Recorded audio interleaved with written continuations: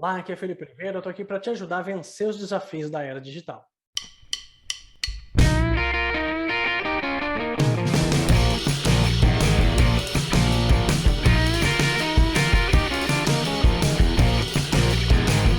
Comece com o que você faz hoje. O que isso significa? Vamos pensar o seguinte.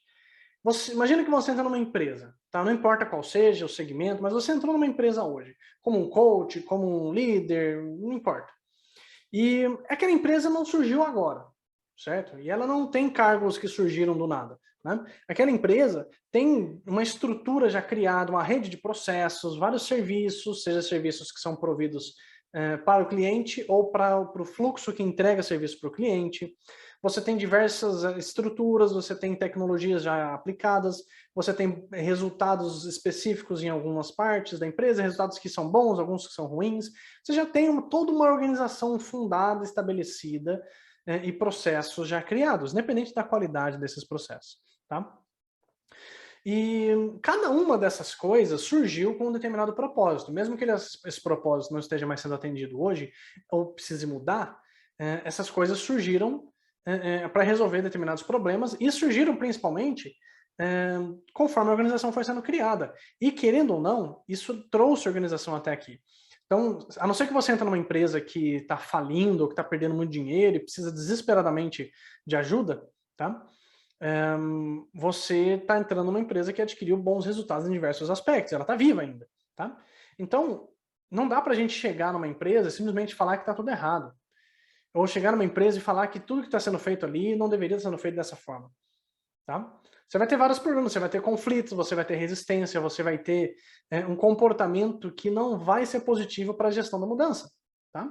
E a gente sabe que gestão da mudança é sempre um assunto delicado porque envolve pessoas. Tá? No final das contas, fazer mudanças dos nossos processos precisa envolver pessoas não só porque elas vão executar essas mudanças, elas vão garantir que essas coisas aconteçam, mas essas pessoas elas vão passar pelas consequências do resultado da mudança.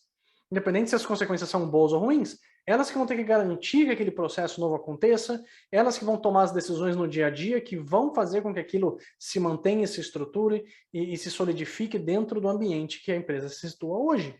Tá? Então é importante que você tenha essa compreensão. A empresa não surgiu do nada. A empresa, ou melhor, pode ter até surgido do nada, mas aqueles processos não surgiram do nada. Aqueles processos existiram na empresa por certo tempo. E várias das pessoas, às vezes você vai encontrar uma pessoa que construiu aquele processo, ela que escreveu aquilo. Tá? Então é importante que você tenha conhecimento sobre isso. Uma segunda visão que eu acho que é relevante é o seguinte. Quando você chega na empresa e compreende essa visão, você está respeitando o cenário. Você está respeitando as pessoas que estão em volta daquilo, você está respeitando o resultado que foi trazido até o momento, você está respeitando a luta e todo o esforço e desgaste que as pessoas tiveram até o momento. Tá? E isso é meio que um processo empático, você traz uma empatia para o ambiente que permite fazer com que as pessoas consigam se sentir confortáveis com a sua presença ali. Tá legal? Porque imagina você chegar numa empresa e sair criticando todos os processos, todas as abordagens, todas as coisas que eles fazem. Isso pode gerar uma complicação, a não ser que essas pessoas sejam completamente abertas a esse tipo de abordagem, e o que eu acho muito difícil, tá? Você vai ter dificuldades depois para conseguir convencê-las que você não está ali para resolver as coisas por cima delas, e não junto com elas. Tá? Então, no final das contas, existem dois motivos muito importantes do porquê que você precisa trabalhar dessa forma. Então, aqui você entendeu, quando você chega na empresa, o que você encontra, o que você se depara. Então, você começar por isso, você começar por esse momento, né, começar por essas coisas que já acontecem, te garantem duas coisas minimamente. Tá? Você vai ter menos resistência. Por que você tem menos resistência? Porque começando com o que você faz hoje, incrementando, trazendo analogias e percepções que as pessoas não estão acostumadas, mas que se encaixam com a forma de trabalho que eles têm hoje, elas aceitam de uma forma um pouquinho mais fácil. Você não está ali trazendo algo que substitui uma prioridade, uma autoridade, um papel, uma política, um processo. Você está trazendo uma nova política, uma nova coisa que se conecta com o que eles fazem hoje. Tá? Então imagina você chegar num time de marketing, por exemplo, ou num time de infraestrutura. Imagina um time de infraestrutura e você chega lá e fala, olha, vocês têm uma fila muito grande, vocês deviam começar a mudar o seu dia a dia para o Kanban. É um pouco radical, eles não sabem necessariamente o que é Kanban, eles não sabem que essa mudança é algo evolucionário, eles não sabem que aquilo pode ser positivo, tá? Agora, você percebeu que esse time de suporte lá de infraestrutura não usa uma coluna de fechar. Digamos que eles têm um quadro de Service Desk, né, um quadro de tarefas para o Service Desk, e esse time não tem uma coluna de coisas prontas, tá? E aí você chega e fala, olha, gente, seguinte, quando que você sabe que uma coisa está pronta ou não? Ah, ela não está no quadro. Tá, mas ela pode estar no backlog ou no pronto, né? Sim.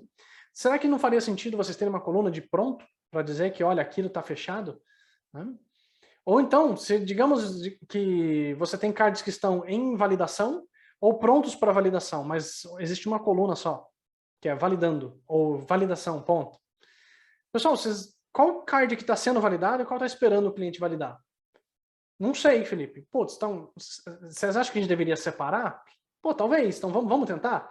E você tenta. Você não mudou nada na estrutura dele. Você adicionou algo, tá? Ou então, por exemplo, digamos que você tem um monte de demandas que estão esperando alguém para serem trabalhadas. E apesar delas terem prioridades marcadas no item, as pessoas não sabem dizer no quadro quais demandas são maior prioridade ou não. E aí você fala, olha, pessoal, vocês conseguem diferenciar a prioridade? Não, Felipe, isso é um problema. Se a gente tivesse uma raia, por exemplo, no quadro de vocês, ou uma sinalização que ajudasse a ter isso, pô, seria legal. Então você não está mudando a estrutura do projeto, a estrutura do processo, você está adicionando um elemento simples. Claro, isso é uma mudança, tá? Obviamente que isso é uma mudança, mas é uma mudança mais sutil. Tá? É algo que permite fazer com que você consiga se inserir no ambiente daquele time, daquela área, sem muitos riscos, sem muita resistência. Tá? Você está ali para ajudar, você está ali para dar simples dicas e para tentar fazer com que essas pessoas tenham mais eficiência e consigam trabalhar com mais sustentabilidade. Tá? Ou seja, tenha um clima mais sustentável de trabalho, né? Sem muita hora extra e tudo mais. Tá? Então, dessa forma, você consegue respeitar o dia a dia dessas pessoas sem causar muita resistência. E o que você consegue através dessa baixa resistência? Né? Você consegue algumas coisas, por exemplo, alto engajamento. As pessoas vão se engajar mais com essas decisões e com esses processos, porque elas sabem que no final o que você está tentando fazer não é mudar alguma coisa, sem melhorar o dia a dia delas. Tá? E você está entendendo, permitindo a elas entenderem as práticas, ao mesmo tempo que essas pessoas estão te dando clareza sobre o contexto e você está respeitando o contexto. Vão ter mudanças que, na visão dessas pessoas, vão ser impossíveis serem feitas agora. Vão ser mudanças que, na cabeça deles, precisa falar com um monte de gente antes de executar. E se você conhece isso, você entende esse cenário, você faz com que as pessoas consigam conversar com você com mais clareza.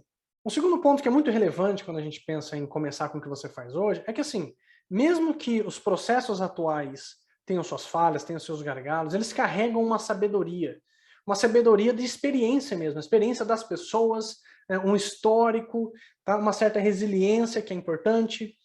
Então, através desse histórico e dessa sabedoria, você tem aprendizados importantes. As pessoas aprenderam muita coisa com esses processos. Tá? Coisas que eles tentaram e não conseguiram, a forma como eles tentaram. Tá? É importante que você tenha isso. Então, com esse histórico, você sabe até mesmo onde você não pode errar, ou onde você não vai poder errar, onde você não precisa tentar, ou tentar de outra forma. Tá? Eu já tentei abordar mudanças em times de formas diferentes, e eu vi pessoas falando, olha, isso a gente já tentou. Mas como que vocês tentaram? Me expliquem. Ah, tentamos dessa forma, e era uma forma que eu não ia usar. Então, beleza, então eu já sei que essa forma aqui eu não vou usar. Posso usar de uma outra abordagem? Claro, pode, e aí você traz uma nova abordagem, tá? Então, essas são duas perspectivas importantes quando você tenta falar do comércio com o que você faz hoje.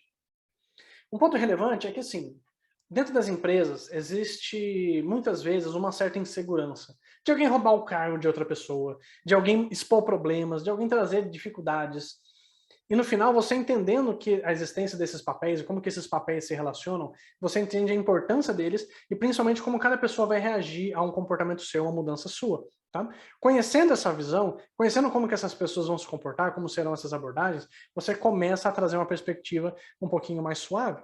E esse respeito que você precisa ter com relação aos processos atuais e pelo que você está vendo hoje, é também aos papéis, às responsabilidades que essas pessoas têm. Tá? Mesmo que alguém seja comando e controle, você precisa entender por que essa pessoa tem isso, tem esse comportamento, por que ela busca isso, o que ela precisa no final das contas. Não é necessariamente o controle, ela não quer controlar, ela controla por um motivo. tá? Não é porque ele é sacana, né? Ou às vezes é, não sei. Mas muitas vezes não é porque aquela pessoa ela é uma pessoa ruim, é um profissional ruim. Às vezes ela não conhece uma forma melhor de gerar visibilidade, ela não conhece uma forma melhor de gerar previsibilidade, de controlar a situação. Tá? Às vezes ele teve um histórico muito ruim com um time antigo que, sei lá, pisava na bola com ele, ou que enrolava para fazer as coisas, e aí ele traz esse trauma para a situação atual. Então, compreendendo isso, você começa a entender onde que você pode encaixar pequenas mudanças, pequenas alterações no processo, para que aos poucos você consiga melhorar isso e fazer um processo evolucionário acontecer. Bom, pessoal, espero que eu tenha sido claro para falar para vocês o que significa comércio com o que você faz hoje. Entenda que essa é uma prática que fala-se muito no Kanban, mas o Lean, no final das contas, fala disso há um tempo, né, de como que você traz uma abordagem mais orgânica para resolver problemas dentro do seu time, dentro da sua organização. No final das contas, resolver as coisas envolve muito das pessoas que fazem parte daquele problema. E claro que você não vai simplesmente deixar para elas resolverem aquilo, toma aqui e resolve sozinho. Não, você precisa dar algum nível de orientação, mas a participação dessas pessoas é importante e só é possível quando a resistência é baixa, beleza? Não se esqueça de se inscrever nesse canal, de compartilhar esse vídeo com outras pessoas, curtir o vídeo aqui e comentar, colocar o que você achou para que a gente consiga atingir mais pessoas com esse conteúdo. Grande abraço.